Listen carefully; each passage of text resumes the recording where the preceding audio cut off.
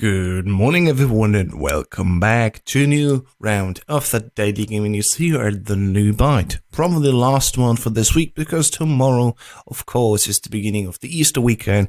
I'm probably gonna take a day off.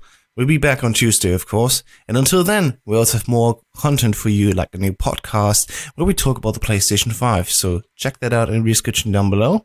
And let's jump into the news. First bit of news is actually, in the production of The Last of Us Part 2, the ending has been shot, and that apparently is also, the end of it because they don't need to shoot anything else. So that means maybe there's still a chance for 2019 release date, as Games Radar Plus says here. And yeah, Neil Druckmann actually has shown this here. Just shot the scene, so sad. So yeah, it could be that this is not actually the last scene to be done. We're just hoping for the best. So good luck that this is actually the end of the shooting production and they can move on quickly with the game itself to finish it, maybe for release this year. And in the Division 2 news, next week actually the new raid should have been launched, but instead the raid got delayed and we see a public test server being added to the game now to, progressively test and update, of course, coming updates to the main game before it breaks the main game basically. See it as a beta test environment where you can participate for free. BTS was already done for the Division 1 and it helped a lot to improve the quality of updates for the main game, so players could give direct feedback and test in their own ways to see how new content is coming along. And yeah, so it has been delayed for May, and hopefully the players can now give their insights on updates and help the overall production quality, of course, for the Division 2. On Nikkei, the Japanese newspaper, there were also new updates coming on. Apparently, Nintendo cancels its sleep tracking device and it plans a smaller Switch for this fall already. There's three things basically that have been revealed here, and it has been summarized here by Kotaku. In 2014 and 2015, Nintendo said it would apply its unique design philosophy to the growing trend of personal health monitoring devices. Specifically, it said it would attempt to leapfrog the trend of wearable devices like Apple Watch and Fitbit and introduce a non-wearable device that would give you feedback on your health by monitoring your sleep. Well, the device has been put on hold in 2016, and Nikkei now says that in December 2018, Nintendo had contacted major parts manufacturers to tell them that they were exiting the health business entirely. So yeah, no more sleep tracking and everything, just games. Second thing is Nintendo plans to release a smaller, cheaper and more portable Switch model this fall. Following on the initial report from the Wall Street, we also see now Nikkei actually getting confirmation that Nintendo plans to put out a smaller Switch that is geared towards portable play and not the docking station and connected to a TV base anymore. Or so we think, because apparently Nikkei has a new term that it indeed has still the option to be connected to a television, I guess.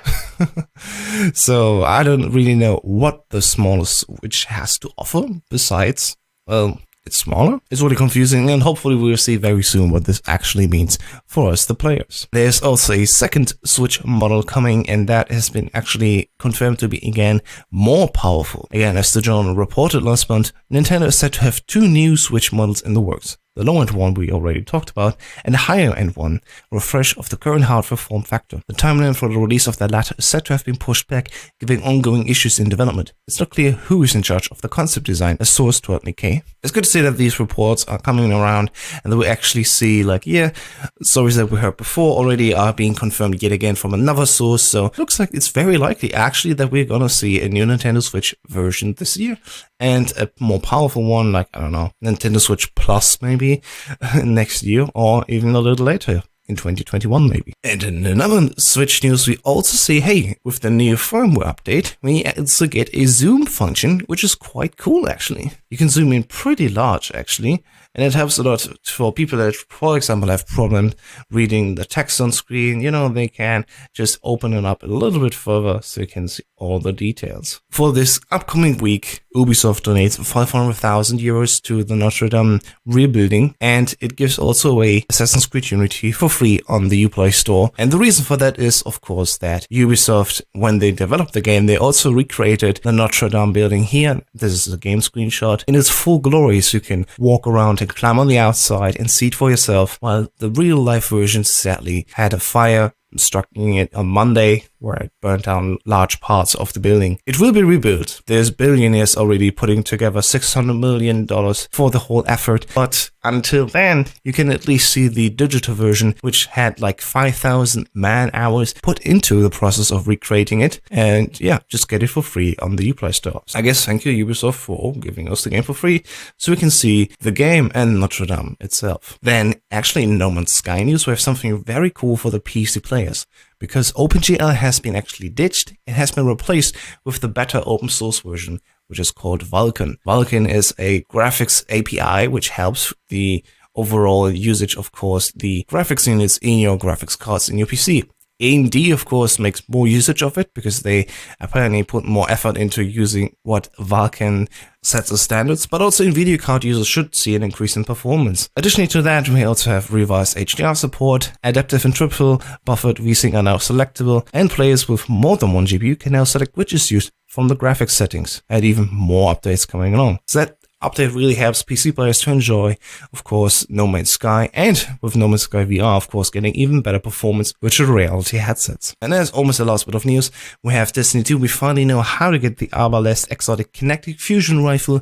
We talked about it, I think last week, when we already heard, like, yes, the Archwing is coming back, and the Thunderlord is available again for this week. And there's another fusion rifle that you can get, an exotic one even, that's the special thing about it, and you can get it with the current spring event. So yeah, jump in onto the game. Apparently it takes a little bit because these are all the steps that you need to do. It's a bit of grind, so yeah, be sure to do it before the whole event ends on May 7th, because then you probably can't get it for a while. And as a last remember, yes, there is also a Witcher Netflix series, and apparently it will come in Q4 of 2019. The Witcher series on Netflix will feature Henry Cavill, yes, Superman, as Geralt of Rivia, and Anna Sheffer plays Triss Merigold. There's even more, of course, actors playing along, so if you want to see the whole gist about the Witcher series, check out the article in the video description down below. And that has been it again for the daily gaming news here at the New Byte. Thank you so much for watching. Please subscribe to not miss any new updates, and yeah, reminder, we also do a podcast every now and then. It's also available on our SoundCloud, but also on our iTunes, where you can find it under the New Byte